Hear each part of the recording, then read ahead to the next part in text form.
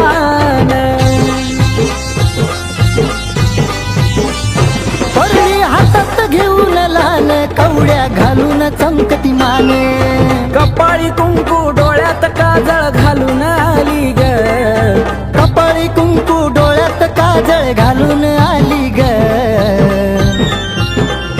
काही बाई दिसती